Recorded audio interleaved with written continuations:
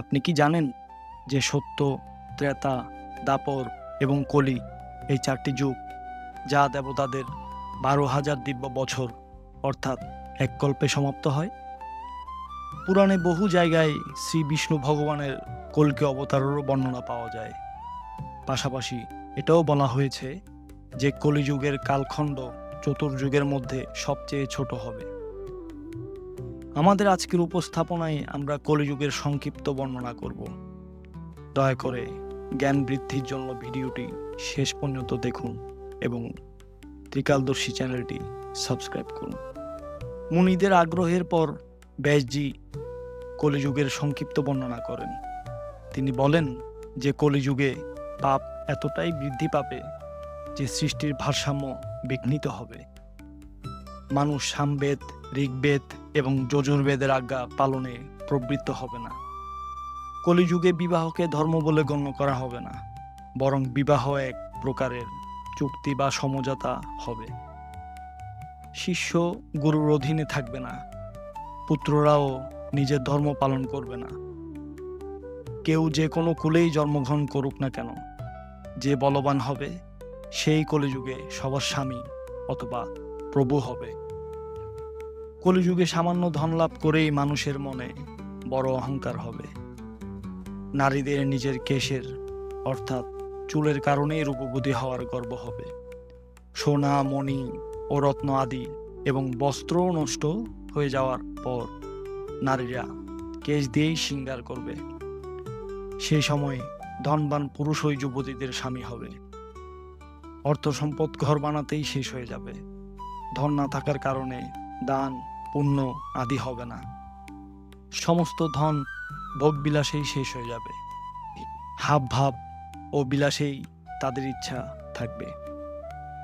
মানুষ এক একটি পাই পয়সার জন্য হলেও অন্যদের স্বার্থের ক্ষতি করে দেবে। গৌরব প্রতি গৌরব ততদিনই থাকবে যতদিন সে দুধ দেবে। কলিযুগে সবার চোখ আকাশের দিকে তাকিয়ে থাকবে। বৃষ্টি না হওয়ার কারণে দুঃখী মানুষ তপস্বীদের মতো মূল, ফল এবং পাতা খেয়ে বেঁচে থাকবে এবং অনেকেই আত্মহত্যা করবে। কলিযুগে সর্বদা আকাল অর্থাৎ দুর্ভিক্ষ পড়তেই থাকবে। সব লোক স্নান না করেই ভোজন করবে। অগ্নিহোত্র, দেব পূজা, অতিথি সৎকার, শ্রাদ্ধ এবং তর্পণের ক্রিয়া কেউ করবে না। নারীরা গুরুজন তথা স্বামীর আজ্ঞাও লঙ্ঘন করবে এবং পর্দার আড়ালেও থাকবে না। শুধু তাই নয়, তারা দেহ শুদ্ধির দিকে মনোযোগ দেবে না এবং অসত্য ও কটু কথা বলবে। গৃহস্থ পুরুষরা না তো হোম করবে আর না সৎপাত্রকে উচিত দান দেবে। কলিযুগে এলে রাজারা প্রজাদের রক্ষা করবে না, বরং কর নেওয়ার বাহানায় প্রজাদেরই ধন হরণ করবে।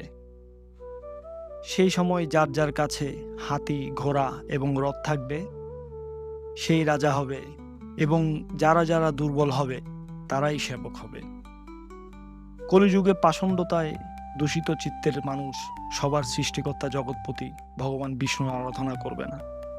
কলিযুগের প্রকোপ বাড়ার পর বেদ, মার্গ, লোভ, পাষণ্ডতার আধিক্য এবং অধর্মের বৃদ্ধি হওয়ার কারণে মানুষের আয়ু অনেক কম হবে।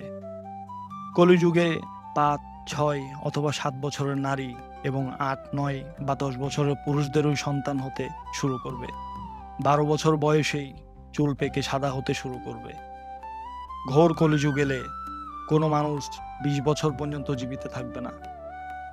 সেই সময় মানুষ মন্দবুদ্ধি, ব্যর্থ চিহ্ন ধারণকারী এবং দুষ্ট অন্তরকরণ বিশিষ্ট হবে। তাই তারা অল্প সময়ের মধ্যেই নষ্ট হয়ে যাবে। ভয়ঙ্কর কলিযুগ এলে মানুষের আচরণ দুষ্ট হয়ে যাবে এবং যোগীরাও দুষ্টচিত্তের হবে। সংসারে পারস্পরিক বিরোধ ছড়িয়ে পড়বে এবং বিশেষ করে রাজাদের মধ্যে চরিত্রহীনতা আসবে। দেশে দেশে এবং গ্রামে গ্রামে কষ্ট বেড়ে যাবে। সজ্জন দুঃখী হবেন।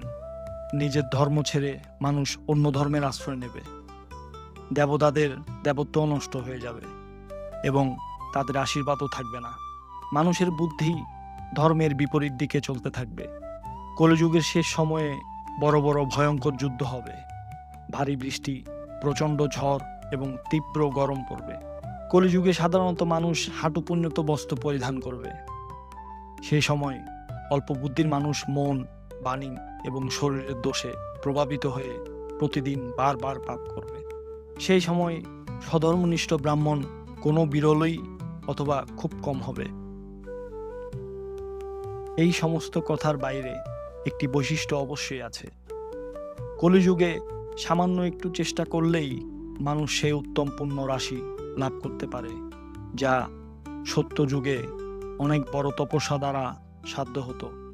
ব্যাসজি এটাও বলেন যে সত্যযুগে 10 বছর পর্যন্ত তপস্যা, ব্রহ্মচর্য এবং জপ আদির অনুষ্ঠান করার পর যে ফল পাওয়া যায় তা ত্রেতায় 1 বছর, দাপরে 1 মাস তথা কলিযুগে মাত্র 1 দিন রাতের অনুষ্ঠানের মাধ্যমেই পাওয়া যায়। এই কারণেই ব্যাসজি কলিযুগকে শ্রেষ্ঠ যুগ বলেন। সত্যযুগে ধ্যান, ত্রেতায় যজ্ঞ দ্বারা যজন এবং দাপরে পূজন করার মাধ্যমে মানুষ যে ফল পায়, সেই ফলই কলিযুগে শ্রীহরির নাম সংকীর্তন করার মাধ্যমেই পাওয়া যায়। আমাদের ধর্মশাস্ত্রে ভগবান কল্কির 10ম অবতার রূপে চর্চা রয়েছে।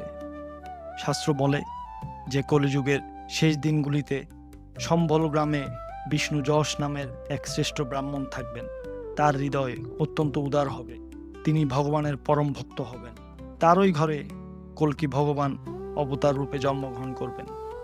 তিনি দেবদত্ত নামক ঘোড়ায় চড়ে দুষ্টদের তরবারির ঘাটে নামাবেন, অর্থাৎ বধ করবেন। তিনি পৃথিবীতে বিলুপ্ত ধর্মের পুনরায় স্থাপন করবেন। ভগবান যখন কল্কি রূপে অবতার গ্রহণ করবেন, ঠিক তখনই সত্যযুগের প্রারম্ভ হয়ে যাবে। প্রজা সুখ শান্তিতে বসবাস করতে লাগবে। চরাচর জগতের স্বামী ভগবান কল্কিকে আমরা সবাই প্রণাম জানাই। আমরা আশা করি যে আমাদের এই সমস্ত উপস্থাপনা আপনাদের পছন্দ হয়েছে। নমস্কার।